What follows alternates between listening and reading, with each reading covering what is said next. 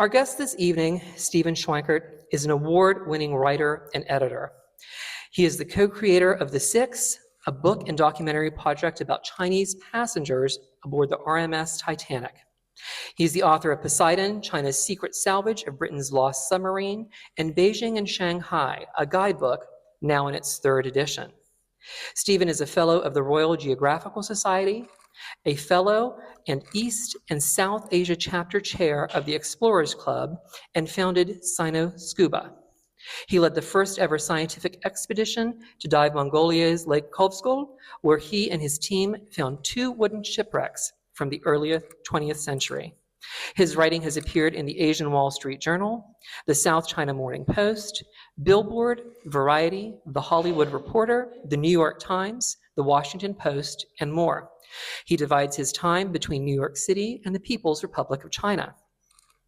He is joined by Lesley-Anne, L.A. Beadles, who holds a doctorate in American history from the University of Georgia, where she honed complex research and writing skills in the academic setting and taught across vast subject areas. She also spearheaded and published articles on 2 large oral history projects, one on the music of the U.S. South, another on Black Americans and labor unions, and finds that storytelling is truly at the core of studying and presenting history. Recently, Titanic research has taken her all over the world, from New York to rural Ireland to Belfast and Liverpool docks, and she is currently working on a book of essays that will celebrate modern cultural history of the ship. She hosted a Titanic Film Festival, live events, and was featured in Titanic in Color, a major docuseries release on Channel 4 in the United Kingdom. She is the host of the #1 Titanic podcast in the United States, Unsinkable, which she now expanded to cover an even broader history and more untold stories. She lives on the side of a mountain in Asheville, North Carolina, with her husband and their children, and a dog aptly named Rose. Those of you who are fans, you know. So will you please join me to welcome this evening Steven Schwankert and L.A. Beadles.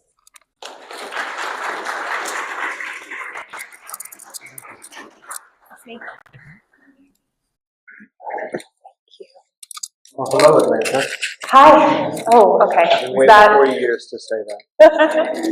if anybody remembers the Omni, a long time ago, HBO did a music special with a group of police, and I remember them coming out and saying hello, Atlanta. So finally, 40-something years later, I get to say it too. So, thank you, police fans. Yeah. So. How is this volume? I was told I needed to be close to the mic, so it's not me being awkwardly close. I was told to do so. Thanks for having us. I'm really excited to be here. As you heard, down too loud. Is that good? Okay, thank you. I'm terrible at this. I went to grad school just down the road at UGA, so I've spent a lot of time in Atlanta over the years. And obviously lived in Athens for many years, so Georgia has a very special place in my heart. My daughter was born here in Georgia. But thanks for having us. I wanted to open with kind of an anecdote of how Steven and I met and started working together. I started during the pandemic this podcast, Unsinkable. And at the time, there just really wasn't a podcast. I went looking for one. I wanted cultural history of the ship.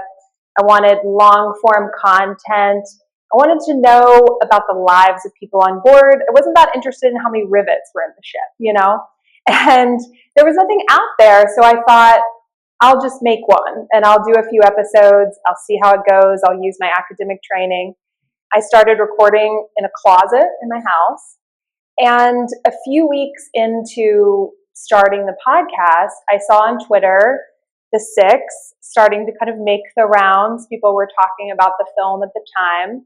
And Steven and I connected on Twitter just because we were Titanic adjacent folks. And really he was just so gracious to take a chance and come on the pod. I think we were on episode 4 at that point. I had no audience yet. I think my family was my only audience, maybe 2 people from grad school. kind of thing. And so he was so wonderful to say, hey, sure, I'll come on, let's talk about it. He was my first guest on the podcast. He's been on several times since. We've gone to collaborate and do events together. And, you know, Titanic brings people together. I told this earlier at dinner, this anecdote too. I feel like if you put 10 people in a room and they have nothing in common except the fact that they like Titanic, you could lock them in that room and an hour later they'll be planning a trip to Belfast together. Like it just, like it really is a bonding topic, and we're all here tonight to discuss it. So Steven, thank you for writing this really important book. In the Titanic historiography, this is something totally new. You know, I'm an academic, and to me, the research, the archival research, the historiography it's the soul, it's the core of everything. And up until this book, no one had ever taken a look at the lives of these Chinese passengers, and there have been huge gaps in the research in the just social, economic, cultural history of non-white passengers on Titanic. And so this is something new under the sun. You know, there's so much about Titanic in the media. There are so many books. There's a lot of wonderful research out there, documentaries. This is something brand new, and it's really important. So thank you for bringing us all here. Well, of course, it's, you know, I don't know if LA realizes that when I reached out to her to be on the podcast, it was absolute pure self-interest and self-promotion. So, you know, with a story like this, it's not something that's automatically going to catch fire. You know, it's just, it's something that developed really out of just questions that bothered me and things that kept me up at night. And that's really what moved me forward. So it's, you know, it wasn't the most obvious topic, but it was something where I couldn't put it down. I couldn't walk away from it.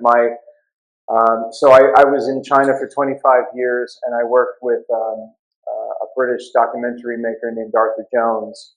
And Arthur and I had done a previous project together, and once that was finished, we thought, okay, let's do something else. Let's do another one. And initially, that was supposed to be a Shanghai shipwreck story.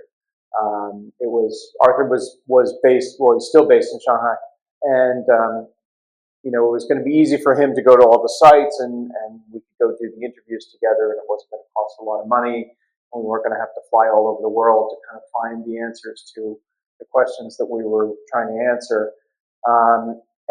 But one of the big problems that we faced early on was, well, how are we going to tell this story, especially from a documentary perspective? How are we going to tell this story without just minutes and minutes and minutes of background about the Chinese Civil War and, you know, a big maritime disaster and so forth? And I, of course, said, no problem, we're going to compare it to Titanic. And that really, we didn't realize that at that moment we had pivoted on to something else, but we did. Because, let's face it, Titanic is the alpha and the omega of shipwreck. When you say shipwreck, you know, that ship pops into people's minds. And so that's really how we got started. It was just, as I started to research how we were going to tell the story of a major maritime disaster, of course, it drew me back to Titanic. And then this time, because we were looking at a big Chinese maritime disaster, I'm sure I put in the magic explorer search terms like China and Titanic into Google at the same time. And, you know, I know that I had previously seen that there were Chinese passengers on Titanic, but, you know, there was so little information about them. If you went on to Encyclopedia Titanica, which is, you know, the big website that has everything you ever wanted to know about Titanic and more. Some things you don't want to know. And some things you didn't want to know about Titanic, and things you didn't care about Titanic. You know, that information was on there. But it was almost like a UFO sighting. It was almost like a ghost story. You know, there was this sort of strange sighting of Chinese men in a lifeboat with J. Bruce Ismay, who owned Titanic.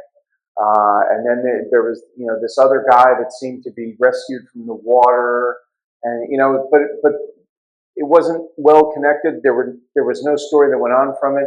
You know, one thing that you see a lot of in Titanic history is, you know, the lives of, you know, let's say the Americans that were on board. Third class, second class, first class, doesn't really matter. You know, we know almost everything about them. You know, the average Irish villager, we know so much about them. The average, you know, British citizen that was on board, we know so much about them. But with these men, we knew almost nothing. They just kind of flashed across the story. And the more I thought about it, I thought, but why is that? You know, 100 years later, why is that? No grandchild has put their hand up and said, oh, my father was on, or, you know, my great-grand, you know, whatever. There was nothing out there. And I thought, that's just not possible. These 6 men survived. So there were 8 Chinese passengers and 6 of them survived. That by itself was kind of surprising. And then, you know, one of them was plucked from the water. One of only 4 people rescued from the water. Only 3 of them survived. Like, what? How come we don't know more about this? How come they didn't tell their story? Is it out there and we haven't found it? So, you know, so just, you know, we were 6 or 7 months down the track on the other project, on the Shanghai shipwreck. Just a piece of advice: don't tell your business partners 6 or 7 months down the track that you want to do something else. That's not really, that didn't go over too big. When I said, I think we're working on the wrong story, that was not really well received.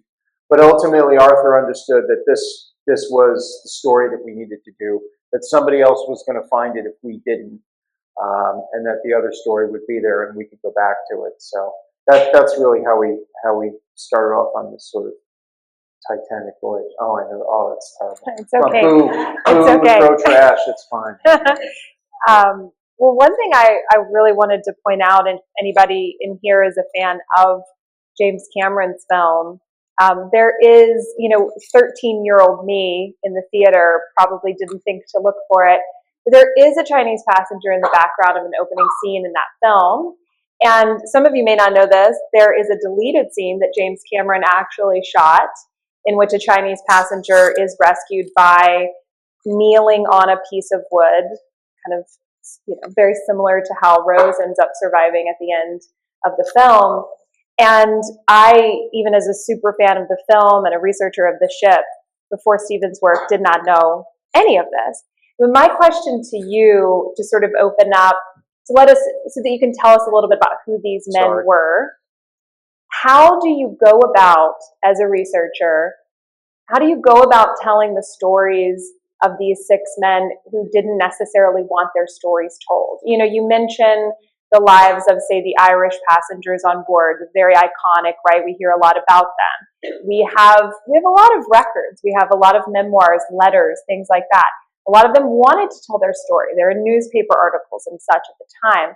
How did you find these 6 men when they really didn't want to leave much of a trail behind? So what kind of research expedition was that? So we started out with that list of names that you just saw up on the screen.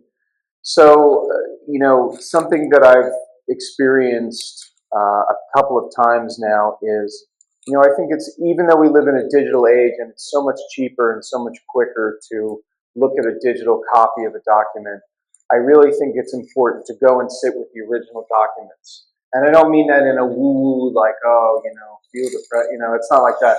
It's just, the original documents tell you things that copies can't always tell you, that scans can't always tell you.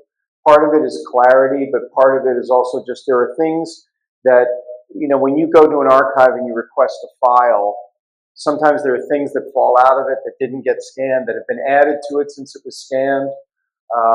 And then you see things, you know, there are pencil notes in the margin that may not have been picked up in the frame. And, you know, I think that's really important. So, you know, if you're doing this kind of work, you know, whenever possible, try to go and find the original documents and you know, refer to the original documents. So we started off with the passenger list, and specifically the name list, which will pop up in a second. When you look at that, first of all, it tells you a few things. That is White Star Line ticket 1601. Now, one of the rumors that was always kind of circulated about the Chinese passengers was that they were stowaways. They were not. Okay, they were fare-paying passengers. They paid for their ticket. Now, we're still not 100% sure whether the 8 men, paid for their ticket, or whether their employer, the Donald Steamship Line, whether they paid for it. But in any case, they were fare-paying passengers. They were not stowaways, and they were not members of Titanic's crew. They were professional seamen. They were professional mariners. They did work on ships in engine rooms and galleys, but they did not, they were not working on Titanic. They were just, in today's parlance, we would say that they were being seconded from the operations, the UK operations of their country, or of their company, sorry, over to the US operations. So, they were just going from one place to another, one job site to another, if you will, one workship to another, if you will. So we started looking at the names, and because we wanted to just pull as much out of that as possible. These are anglicized names, Romanized names. They're not the original Chinese names. But we thought, well, maybe this will tell us, what dialect they spoke. Therefore, we can kind of figure out what part of China they were from. They're all listed as being from Hong Kong. We thought that probably wasn't the case. That was probably where they embarked from to head off to Europe and then beyond. But we thought they're probably not, citizens of Hong Kong necessarily. And so, part of the problem is that when you look at the names, it's 8 names of what looks like, given name, surname, or surname, given name. And for 1912, that would have been highly unlikely. At that time, Chinese names, there would be a surname, there would be a generational name, and then there would be a given name. So there should be 3 names to it. And then we thought, well, okay, if we're looking at this and there are only 2 names, what are we looking at? Are we looking at surname and generation, surname and given? What are we looking at? Because we're also trying to figure out, where did these names come from? In other words, did someone present travel documents, some kind of employment contract, or are they just sort of walking up to the White Star counter and giving their name, and the clerk is writing down whatever they hear? So that we were just really looking for a starting point with the names, and that turned out to be very difficult. There's one thing that we, I'll say it's a discovery in air quotes, because it wasn't some momentous reveal. But at the top of that list is a name that for over 100 years had been reproduced as. So that top name, not the one that looks like Brett Ford, I'll talk about that in a second, but the one underneath it that looks like Ali Lam, A-L-I-L-A-M. That's how it was reproduced for more than 100 years. It's actually A-H-L-A-M. Well, in China, and especially in southern China, is an appellation. It's like Little Jimmy. It's like, it's clearly not that person's legal name or given, birth name. And so suddenly we thought, oh, great, we're trying to find Little Jimmy in the historical record. But it was good to know, because then we thought, all right, well, these are not official names necessarily, but at least it gave us a starting point. So we spent a lot of time banging our head against the wall with the names and trying to figure out what we could do with them and what they could tell us. It was definitely a tough way to get started. And it rings so true. If you look at the Titanic story overall, there are countless people whose names are misrecorded because they were just written down wrong. When they bought the ticket, when they boarded the ship, there's a very well-known female survivor who, for years, her name is Rhoda Abbott. For years, people couldn't really research her because she was on lists and in newspapers as Rosa Abbott, and that was not her name at all. So, when I discovered, your work, it was such a light bulb moment to hear about the names, how you guys had to dissect that and start from this just point one, from the very beginning, what were their names. And, I've gotten to know you well enough to know some of the sayings, expressions, and stories that you tell, but there's one you have that I really love, and I think it's from a Robert De Niro movie. Yeah. And you always say, the map is not the territory. So explain to us, in terms of this research, you're figuring out these names, you're starting these trails to try to figure out what happened to these men that survived. Explain what that means, and how did you use that as an inspiration to get back to basics? You know, the lifeboat story might be a good way to talk about that, since we get to see the image as well. So the map is not the territory. It comes from the movie Ronin. I realize it's not Robert De Niro's most popular movie, but I enjoyed it. But, you know, it really rang true for us. And if Arthur were here, he would have already struck me with the microphone, or just, he's so tired of hearing that phrase. But it's so true. You know, there were things that we did during the research where we realized we just can't, you know, a list of names isn't enough. You know, these paper documents are not necessarily enough. Probably the best example is for trying to decipher how did these men get out of Titanic. Okay, so they were third class passengers, and they were traveling without families. So that would have placed them in the bow. They would have been quartered in the bow on F or G deck. So just, you know, they're forward and they're down. You know, their stateroom doesn't have a porthole. You know, they're not out strolling on deck, taking in the night air. It's just not that kind of accommodation. But it gave them an advantage, because when Titanic strikes the iceberg, they definitely would have noticed it. First, as seamen, they would have noticed it. They would have noticed that something is wrong with the ship. And then secondly, you know, just their position, they would have absolutely felt it and perhaps even heard it. Even if none of that was true, even if they managed to sleep through the whole thing, about 20 or 25 minutes into the sinking, their room is starting to flood. Their quarters are starting to flood. So they've got to kind of get up and out of there. So when you look at Titanic deck plans, you think, well, they could have gone anywhere. They could have gone all the way back to the stern. They could have done this. They could have done this. But we worked with a team that had created a virtual reality model of Titanic, and one of the first things that they showed us was, well, by that point in the disaster, when they, you know, need to leave, all of the watertight doors have dropped down. So they really have no choice but to go up this particular stairway.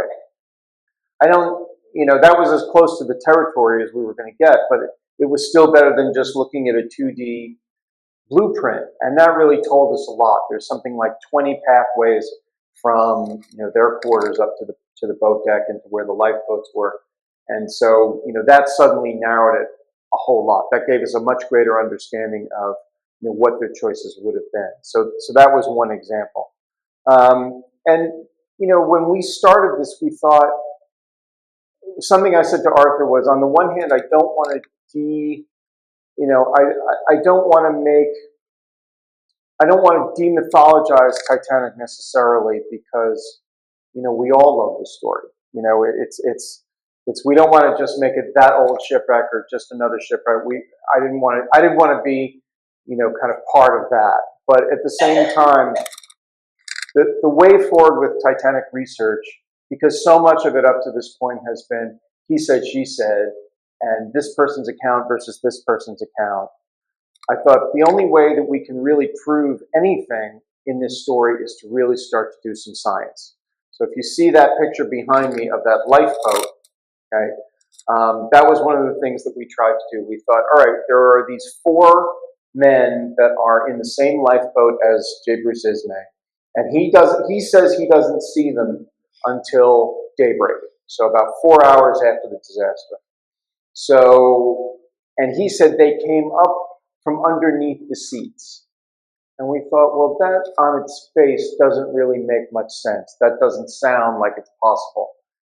But, you know, LA and I have had enough interaction with the Titanic community to know that they're a tough bunch, okay?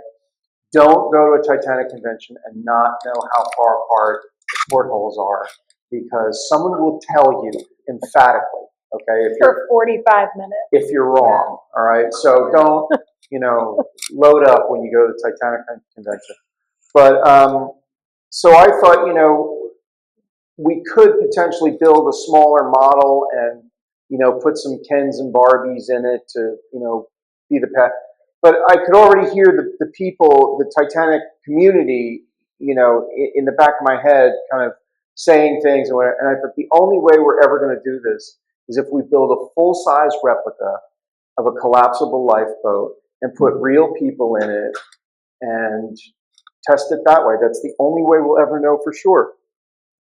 So, of course, I presented this idea, and Arthur said, well, what do you know about building a lifeboat? And I said, I don't need to know anything. I know nothing, and I don't need to know anything, because we're going to partner with an international school in Beijing and Shanghai. There's just an absolute oversupply of private international schools. I said, we're just going to partner with an international school, and they're going to build it, and we're going to pay for it, and we'll just do it that way. And that's what we did, because we felt there's absolutely no reason to just keep regurgitating the same stories and the same rumors and the same half-truths that have survived for 100 years. If we're going to do something on Titanic, we've got to do something original.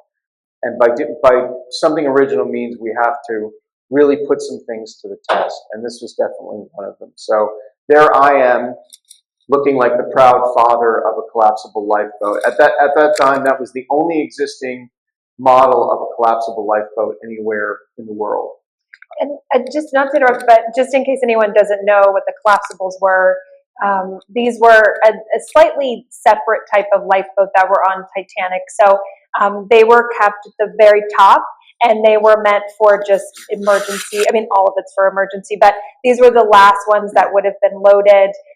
They were built differently so that, hence the term, they could collapse. And at the very end of the night, as the water is rushing over the entire ship, and there's not much time left, there are two of those that the officers are working, tirelessly to try to get down to save more lives. And so when the final waves of water take Titanic down, that's what's happening, is the crew is trying to load these collapsibles. And the scenes in the movie, I think it's actually a pretty good portrayal in the film. So this is what you built, is one of those collapsibles, which were different than the typical lifeboat on board. Right. So one of the persistent rumors about the Chinese passengers was first that they were stowaways. So we were pretty early on, we were able to conclusively say no, that's not the case. But then also people said that they stowed away in the lifeboat. Well, it's going to pop up on the screen in a second. Imagine flat packing yourself into a piece of IKEA furniture. That's really what you're talking about. So the collapsibles were nice because they were very low to the deck. I think at their in there. So this is collapsible D. Our men got off in collapsible C, but you can see that it has canvas sides. The gunnels pull up, and then you peg them in place. So they're only about 5 inches high when they're packed flat. And you can see in that photo that, it's really only about ankle height. So where is somebody going to hide if they're trying to hide in that? Not to mention that collapsible, I don't know which one this is, but collapsible C and D were flat on the deck underneath two other boats. So how are you going to get 4 people into a boat that's already collapsed? And, you just can't do it. It's one of those situations where if you kind of said it out loud to yourself, more than once, you'd say, oh, gee, that's not even possible. So you can see that we built it, and we put real students in it. In this case, we put them long ways, and clearly you would notice people underfoot. And even if they swivel so that they're underneath the benches, let's say, they're still not fully concealed. And we did the test on a bright, sunny April afternoon, which was, very much unlike the conditions, after Titanic sinking, when it was cold and dark, and even then, I couldn't see, sitting where Ismay sat as the last person who got in the boat, sitting where he sat and looking forward, I could not see the survivors who were sitting on the deck. They weren't sitting on one of the benches. They were sitting on one of the deck. And then finally I said, survivors, raise your hand. And that finally was when I could see them. So it wasn't Ismay trying to denigrate them. It wasn't, it was simply a line of sight problem, which we never would have known that until we built the boat and put real people in it. The school that did it was Western Academy of Beijing. And I think we were about 2 months out, and up until that point they said, we're going to make it float and we're going to have real canvas sides. And we didn't require that of them at all. We just said, whatever you can do. And then finally they kind of called and they said, I don't think we have the budget to get real canvas sides. And I said, it's okay. Just, as long as the dimensions are correct, it's fine. So, but again, you can't rely on the map. You've got to go and walk the territory in order to see what really happened. And nobody had done this in over 100 years. Nobody had ever put these stories to a physical test. It was really just based on, well, do I believe the story or don't I? And frankly, that's not enough. People deserve to have the stories tested, and I'm glad we did it in this case. Yes, 100% agree. And as you mentioned, in Titanic writings and research and the stories that are told over and over again, unfortunately, there is a lot of just regurgitation and a lack of sourcing, a lack of research sometimes. And I think because it is such an iconic historical event, people love the gossip angle of it. People love to romanticize the first class. We all know this, and I think in Titanic particularly, what is lost are the little human details. And I work to try to bring those to light, and Steven is doing that so beautifully. My next question is sort of, I was thinking as you were talking, on this lifeboat, you've got Bruce Ismay, managing director of White Star Line. He becomes the scapegoat for Titanic. If you haven't heard of him, you'll read about him in Steven's book, but there's so much material out on him because he survives, gets into a lifeboat when many people think he shouldn't. Many people think he should have gone down with the ship, and he becomes the scapegoat, spends the rest of his life in turmoil over this. And on the same lifeboat, you have some of these Chinese survivors who represent something really important in a global history sense. Tell us about why, number one, there is so much animosity towards these Chinese passengers, why they are accused of stowing away, and why it's so complicated when they do get to New York and the trail kind of goes cold. What's going on, in terms of Chinese Americans, Chinese immigration, and that story hasn't been told until now in terms of Titanic. And I know it's a lot to try to cover in one evening, but tell us a little bit about what's going on in that sense. Sure. So, first of all, with in an environment where it was openly, declared, announced, women and children first, women and children only, then really the survival of any male passenger is going to be questioned. So, that was the standard for the time. It was certainly the standard for the ship. Should it have been? I personally would have liked to have seen families kept together.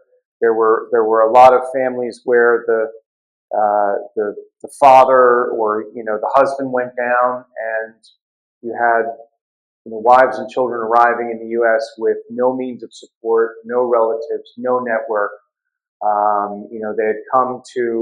They had come to follow the breadwinner, essentially, who had taken a job at a mill in Pennsylvania, and now that person was gone. And there are some very sad stories about surviving families.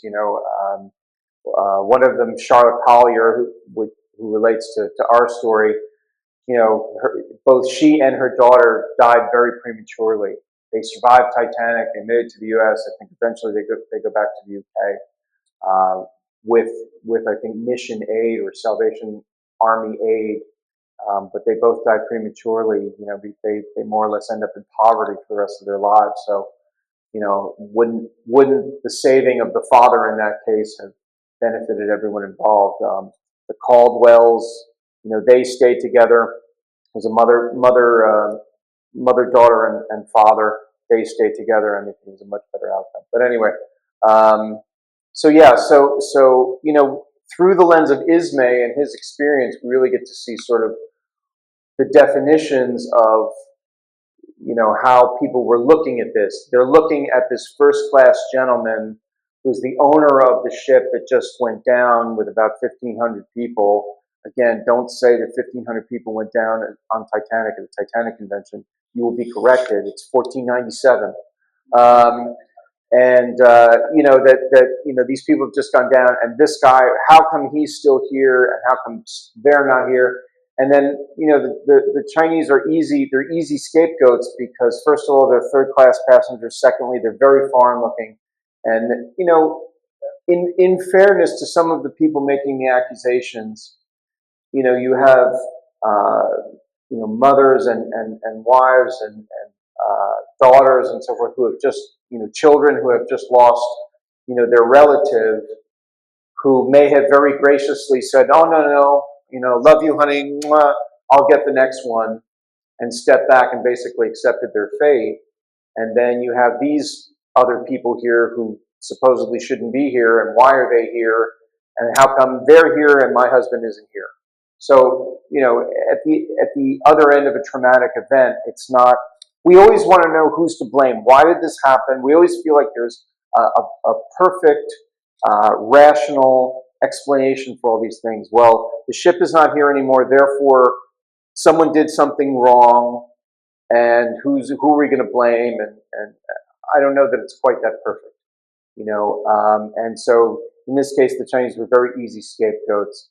And particularly at that time, so between 1882 and 1943, the United States had what was called the Chinese Exclusion Act in effect. And so if you were not a merchant, diplomat, student, or tourist, you were not allowed to enter the United States. Now, a lot of people circumvented that by taking on identities that established them as merchants or as relatives of people that were already in the U.S., but it was still an act that was in effect, and our men, our survivors, they got quite a different welcome when they arrived in New York.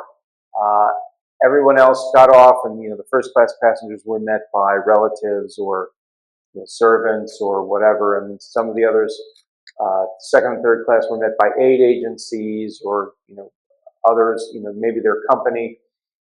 In the case of our Chinese survivors, they were kept on board Carpathia one more night after arrived in New York, and then the next day, because they were going to the U.S. to meet a ship that they were going to work on, the representatives of their company and U.S., essentially the forerunners of U.S. border officials, came and met them at the ship and escorted them across Manhattan to the Aneta, and then they sailed away on the same day. So no chance to get some new clothes. They've just lost everything. Everything's just gone down with Titanic. No chance to have a quick meal. No chance to, do anything. Just, okay, let's go. And you're in and you're out. And so that was a very different treatment to what everyone else on board Titanic got, including Hosono, who was the single Japanese passenger who survived. He wasn't treated that way either. So it was not a very warm welcome in New York. And from that moment in 1912, we jump to a photo that people have been seeing circulating up here of a man named Tom Fong. And, if you've already read the book, or you are going to, I hope, it's amazing, that you will read the full story of him. But it's so moving. Tell us a little bit about who he is and how in the process of finding this trail of some of these survivors, you're suddenly, you just saw him the other day in 2025, he's the son of a survivor. So tell us how the journey of your book got us from 1912 to Tom Fong right there. So from the list of survivors that we had, one of the things that we wanted to try to tease out of it is, well, how do we find relatives of these people? And sometimes it's easier to find someone that's also looking for you. And in the case of Tom Fong, so one of the things that we did when we started the research was, we went on to the Encyclopedia Titanica message boards, and we just wanted to see, is anybody else working on this? Maybe this is a mystery that's already solved, and we don't want to waste 3 months and then go, oh, there they are. So we looked through the message boards, and you could see that there was some different bits about Chinese passengers, nothing super conclusive or advanced. But then in one of the boards, there was a post from someone who said, my father was on Titanic, and I think I can tell you more about it. And I'm interested to know more about him and his time on Titanic. So the warm, fuzzy Titanic community immediately said, it's not your father. It must be your grandfather. You don't know what you're talking about. And so after that, warm welcome, Tom kind of retreated from the boards. But he left behind his screen name. So first we tried to reach him through the message board. We registered for an account, sent an internal message, no response. Okay. So then we thought, well, how are we going to find this person? We didn't have a first name at that point. We only had his screen name. So that, okay, it's something Fong. Okay, that's slightly helpful. But so we took his screen name and we added at Gmail, at Yahoo, at Hotmail, at AOL, at. And we wrote a form letter, are you the person that posted on Encyclopedia Titanica? We're doing some research on this, and would you be willing to talk to us? So we hit send, and out went the 10 or so messages, and I think 9 of them came back, and 1 of them didn't. So we thought, well, that's a good sign. And then finally, a couple days later, we got an email from someone named Tom Fong in Janesville, Wisconsin. And he said, yes, I believe that my father was on Titanic, and I'd be happy to talk to you about it. So Arthur and I, we were still in China at the time. He flew in from Shanghai. I was in California at that moment. We flew into Chicago, drove out to Janesville, Wisconsin. And, what was immediately interesting was that Tom's family owns the second oldest or third oldest Chinese restaurant in the country. Okay, it's the oldest Asian restaurant in Wisconsin. So we thought, well, this might be the consolation prize. We can do something about this, if he's not connected to Titanic. So we started to talk to him, and he was, very kind and very earnest. And we said, well, what did your father tell you about Titanic? And he said, nothing. And I thought, well, this is going to be a short visit to Wisconsin.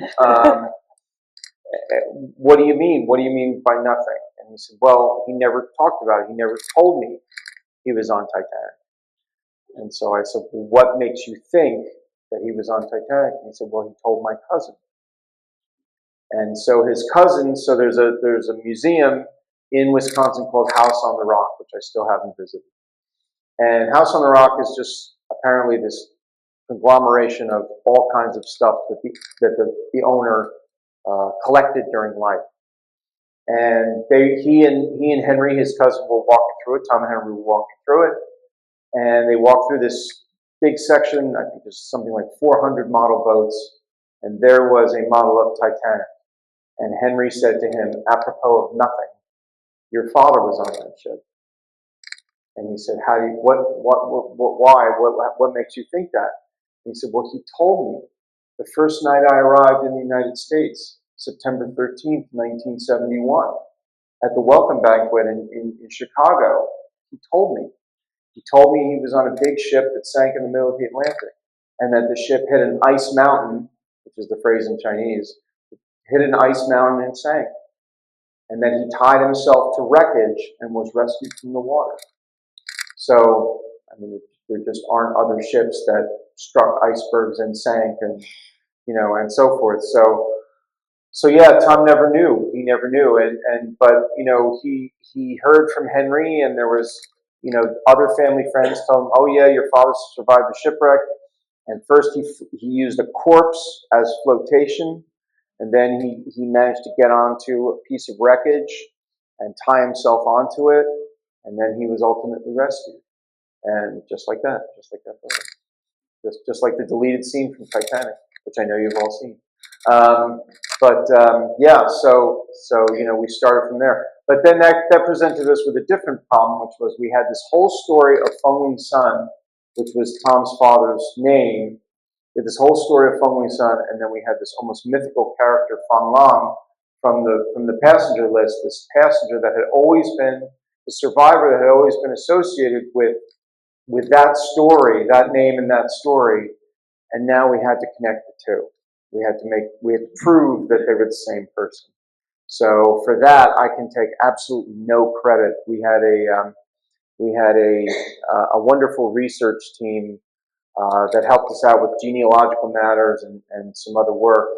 And Cynthia Lee, who's based in New York, and Clotilde Yap, who is based in the UK, they essentially traced Feng Wing Sun back and forth across the Atlantic to France, to the UK, back to the United States, and so forth. And then with the help of another researcher named Grant Dinn, who's based in Oakland, we were able to get what's called the A file, the alien file. So we had Feng Wing Sun's application for citizenship, for U.S. citizenship, and the application said that he arrived in the U.S. in August 1920, and we were able to find a ship that Fang Lang was on that arrived in New York in August 1920, and then he didn't go back to sea after that. And so you could almost see Fang Lang, the mythical character, stepping foot onto the wharf, onto the land in New York, and becoming Feng Wing Sun again. And that was pretty wild. That's him in the second. Oh yeah, that's when it comes up again. That's him second left as a young man. He was a very dapper dresser. He was in his insurance claim for Titanic. You know, remember, these are guys that are working in engine rooms. They're working in galleys. You know, not really a suit and tie kind of environment. And yet he filed a claim for 6 shirts and collars, because then they used to be the detachable collars. 6 shirts and collars and 6 neckties. And you'll kind of have to read the book to find out why he was carrying all that stuff. So, but. And how are we on time? I know we want questions. Is it Maybe 1 or 2 more than questions. okay? Perfect. I want to sort of close out this part of it by giving you a chance to share, you know, any other moments that really stuck with you in the process of your research. I know you've been to Halifax, where the Titanic bodies were brought. There's a lot of, right, we think there may actually be one of the Chinese passengers buried in Halifax in an unmarked grave. You've been all over the world working on this book. Is there, you know, any other moments that you'd like to share that just were wonderfully moving and made you feel like, you know, that green light feeling, like I'm doing the right thing, I'm on the right track?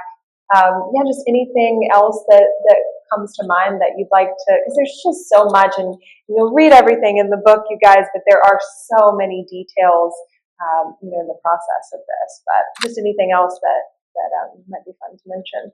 So just a couple of things. I mean, actually, one of the answers to one of our original questions, which was, why didn't we know about them? Why didn't they tell the story? You know, how come they didn't share it? You know, it wasn't like we expected they would write an autobiography, but just why didn't they ever say, hey, son, hey, daughter, hey, grandchild, you know, here's my story, this happened to me, or whatever. I mean, it really came from stuff that happened before. When Arthur and I did our previous project, which was called Poseidon, which was about a Royal Navy submarine, you know, the people that we were interviewing were all sort of older British folks. And, you know, in many cases, when we talked to their children, the survivors were all gone by the time we got around to it. But, you know, even their children said, you know, he never talked about it. My father never talked about it. So it's not a cultural thing as much. We found it was when we got to the 6 and we started to talk to people, and they said, oh, my father never talked about it. We weren't surprised by that, because to us that's a generational thing. It's not necessarily a cultural thing. That may be a factor, but we really found it was generational, where they, you know, now everything is, hey, here I am. You know, then it certainly wasn't like that. Information wasn't shared between the generations that way. And many children and grandchildren just learned, you know, don't ask grandpa about the war or the whatever it is, just don't ask. So, another thing that came out of sort of our early experience came from interviewing the survivors of the Shanghai shipwreck. And there was a guy, the very first interview we did, we interviewed a man who had been a tailor. He was 16 years old when he was on that ship. And so I sort of asked him, he told his whole story, and he's, in this tiny little apartment that he lived in like his whole life and raised 2 daughters and everything. And I asked him sort of at the end, did this change you when you survived? Did it change you? And his feeling was, well, no. I mean, it just made me want to finish my apprenticeship as a tailor and start my family and just kind of keep going. And I thought that, there was really something in that. I think probably as much as anything, for these men, their life was filled with icebergs. Everything in their life was an iceberg. It was, okay, I'm a teenager. There's no work for me here in southern China. I'm going to get on a boat and go to Hong Kong and get a job. And then, okay, so now I'm on this big ship and I'm being sent over to America, and wow, the ship hits an iceberg, but at least I survived. I just lost everything, but at least I survived. Okay, next obstacle, I'm not allowed to enter the United States legally. All right, well, how am I going to address that? And they just, especially with Feng Wing Sun's story, when you read it, it's just obstacle after obstacle after obstacle, but he never stopped. He always moved forward. And that not only would, that was really an inspiration to us. Just that these men, they just kind of took what they had, and for them, they always expected life would be difficult. Why wouldn't you think life won't be difficult? And in that way, they always move forward. And there were definitely moments where, we got stuck in the research and we thought, oh my God, what do we do now? And of course, I saddled us with this title, The Six. So we had to round off all these individual stories, and it's even worse on film. But we just thought, well, we just got to keep going. We just got to find a way to tell that story. So. And it's worth mentioning too, in terms of what you just said, and Tom Fong, you've seen the picture of him, and he is a rarity to still have among us because he is the child of a survivor. All the survivors are gone at this point, and many children are gone. Yeah. The years are just going by very quickly in terms of what we can get from oral histories and Titanic. And Tom is such an important person to have found because now we have his story.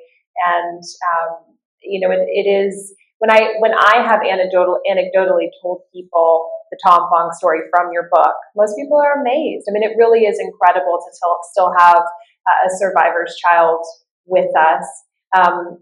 What is, before we take questions, what is, as you the film, the book, now you're on tour with it. What's next for you in terms of, do we stay on Titanic or are we moving away from Titanic? No more Titanic. I hate to hear that, but always find a way to keep you one foot in. You can't escape it.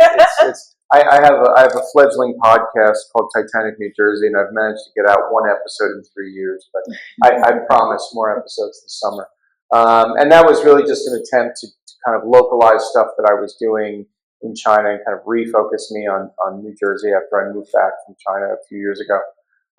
So it's fun. The problem is I haven't had fun with it. I haven't allowed it to be fun, but I've gone all over the state and I've been to a bunch of graves and learned a bunch of things. So we'll talk. I think the grave thing that's the interesting part. There's a lot that can be done with that. Yeah. But I'm going back and I'm finishing the Shanghai shipwreck story. That should be out next year sometime. And then I have another Asian American story that I'm about to start working on. That again, it just keeps me up at night. I think of it as an American story first and an Asian American story second. And I just have to take a swing at it. I have to tell it. I have to, kind of give it this treatment where you strip away all the barnacles and, just pull away all the sort of myth and legend and just let, what actually happened speak for itself. And I think people will be amazed by them, not not by anything I do, but just the life that these men lived, and that's a clue. And the life that they lived, and how it still has an impact on us today. Well, I'm very excited for it. I have to say, really, as many times as we have talked, you and I was very moved just a few moments ago when you said, what was the phrase? Everything was an iceberg. Right? And I think, I'm sitting here, and that has really struck me. As much time as I've spent with Titanic, and I've spent a lot of time with Titanic, Steven can attest.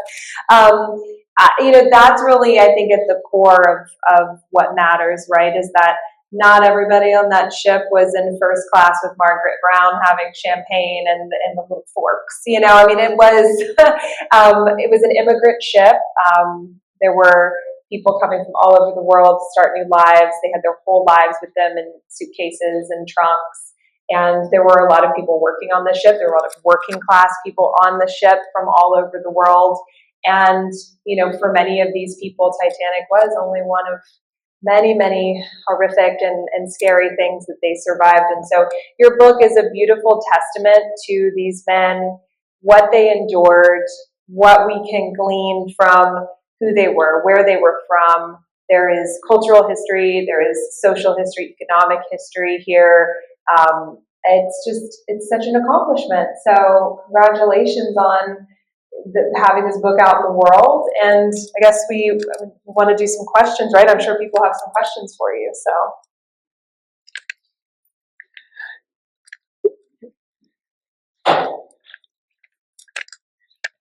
I got a two-part question. Partly the story on how old is Tom Fong, and he was, I guess, a late in life child. Is there any story on that? And then a follow-up on that too. Okay.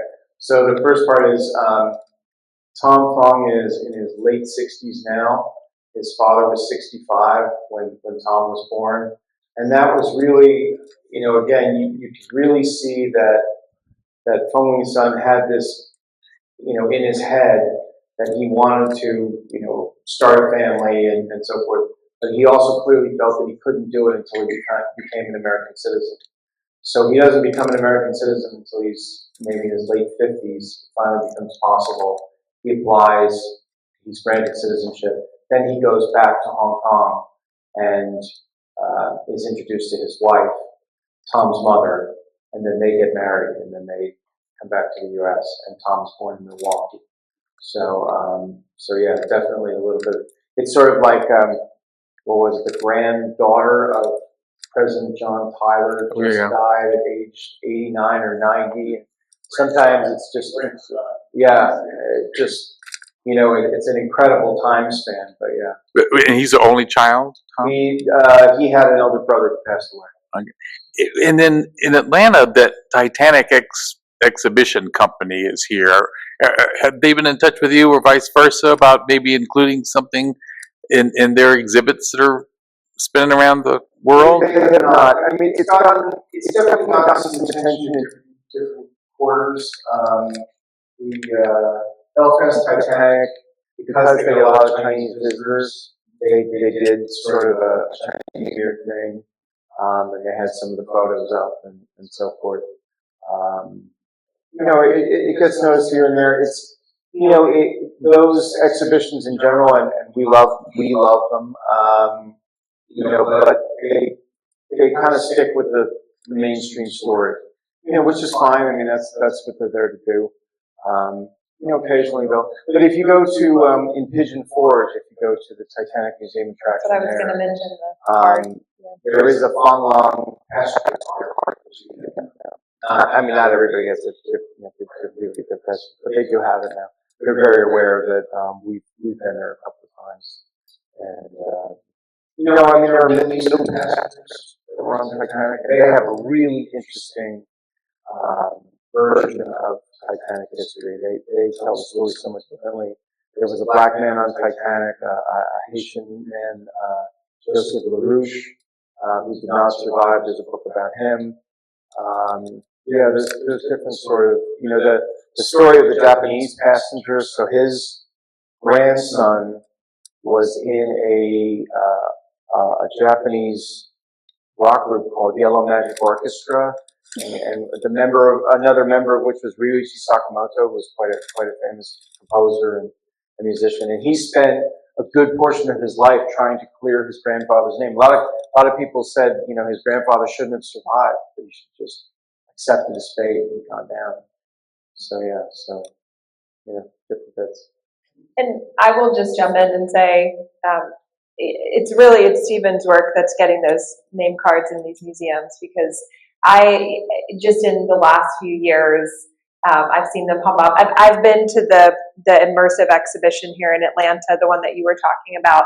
They have a card for him as well at that one, which was exciting to see. But it takes the work of people like Steven and books like this to get that to happen. Because, as recently as a few years ago, I don't think that was there. And the non-white stories on Titanic are only very recently being told. And I urge everybody to look into them, because there are some different versions of events that, who's to say which one is, memory is a fallible thing, who's to not to take sides, but there's a lot out there that doesn't make it into the mainstream narrative. And a lot of them are firsthand accounts of some of the non-white passengers. So it's really worth looking into if you're interested. Yeah, hold on.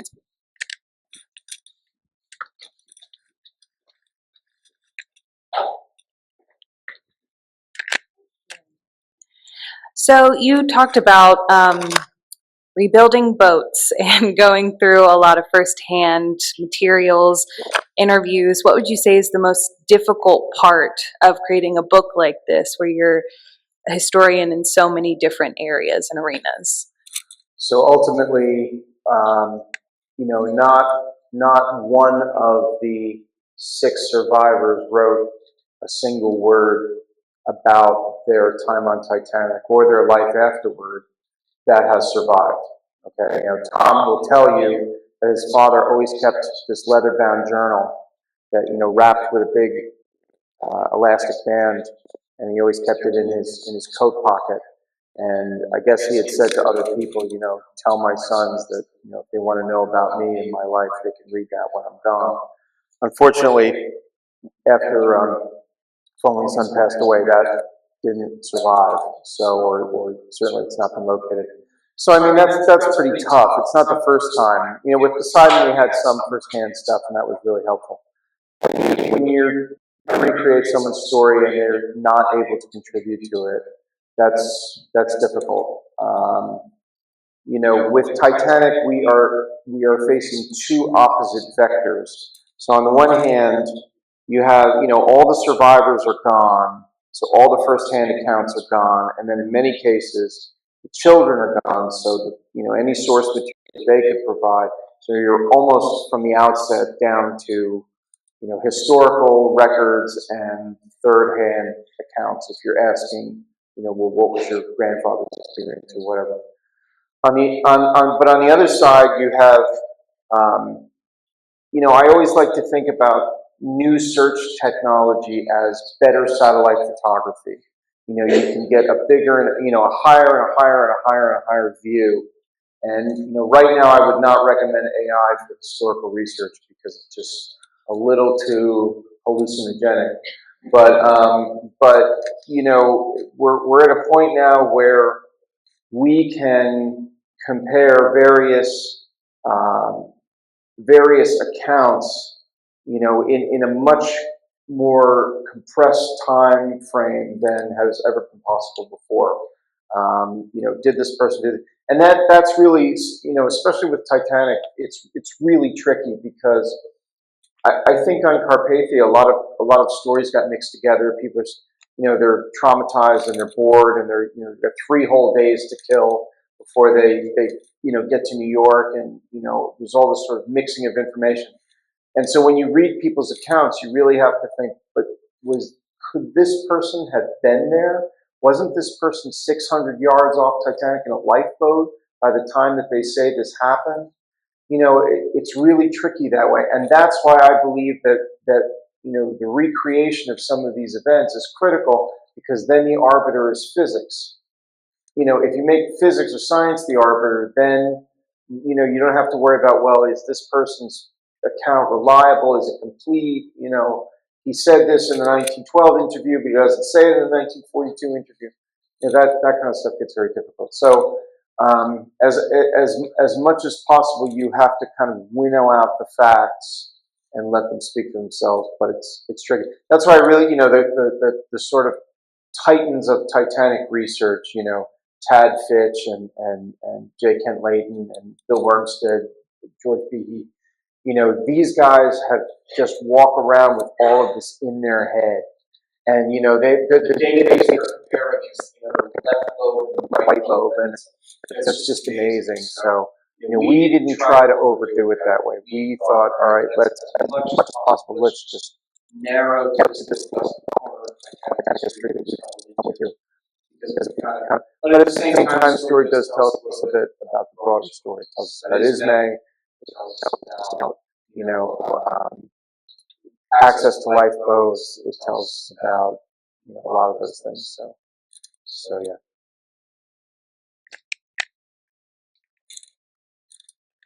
Hey, thanks. Can I bring you back to Brett Ford? You never closed the loop there. Thank you. So I actually this is going to pop up. This is going to pop up on the screen in just a second. So like 2 or 3 years. So at the top of this list, BRTFORD. Okay. It's not Brett Ford.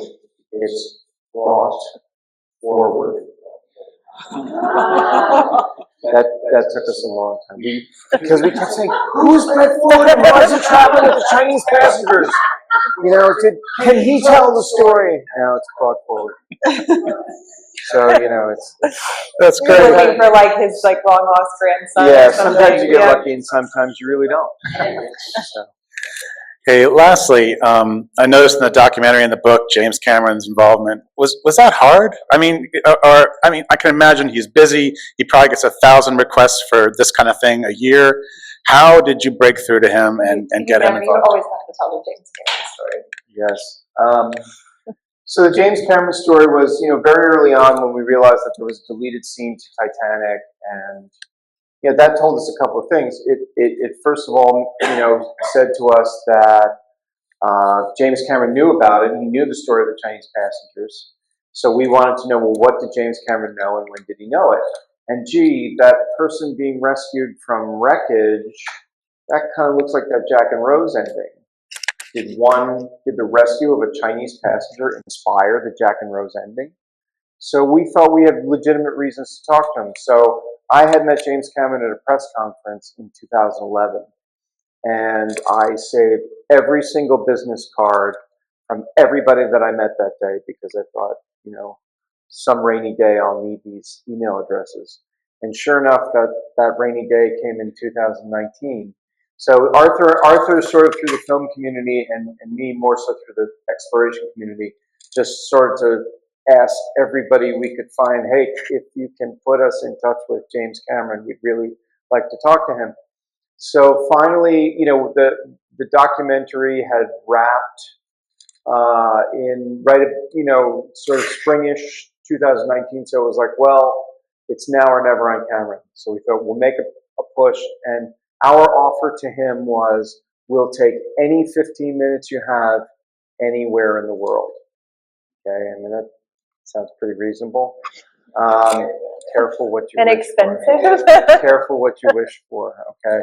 So we were finally able to get in front of him, and he said, I've heard about your project. We'd gotten a little publicity, but he said, we've heard about your project, and I'm interested, and if you want to come to LA July 4th weekend, I'll be there. I've got 15 minutes for you. So we got ready to go to LA. Luckily, we hadn't bought our tickets, and there was a big earthquake in LA right around that time. And so he said, okay, whoa, don't. He said, I'm not going to LA, so if you want to come to Wellington, New Zealand, I've got 15 minutes for you. So we said, okay. My lovely wife very kindly gave me airfare to Wellington, New Zealand for my birthday, which was right around then. And we flew down. I think Arthur was in New Zealand for 36 hours. I was there for a luxurious 60. And yeah, you know, so next time you ask James Cameron for an interview, ask for 30 minutes. We got 15 minutes and about 10 minutes to chat afterwards. But he was great. He wrote forward to my book very kindly. He executive produced the documentary. Yeah, he was great. He was wonderful. And he really is a Titanic expert, and he really is one of our greatest living underwater explorers. So to answer the other question that some of you may have, you want to see the documentary, it's on Magellan Like the Explorer, MagellanTV.com. Just search for the 6, or better, search for the 6 Titanic. You have to create an account. Just free trial. And then if you have a Prime subscription, there's a documentary service or something on there called Hive, Xive TV, and it's same deal. There's a free trial subscription, and you can find it. And, yeah, so it's same body of research, somewhat different conclusions. So. And it is really cool to see the lifeboat sequence and all of that kind of lived out. So, well, great questions, and I think that closes us out for tonight. A big round of applause for Steven for this list. And please subscribe to the Unsinkable podcast, and a big round of applause for the Unsinkable LA people. Thank you. Thank you. It was an honor to get to do this. I really appreciate it. Thank you all so much for coming. Let's give a big round of applause to close out to both of our guests with us tonight. Thank you all so much for coming, and we will see you all very, very soon. Have a wonderful evening.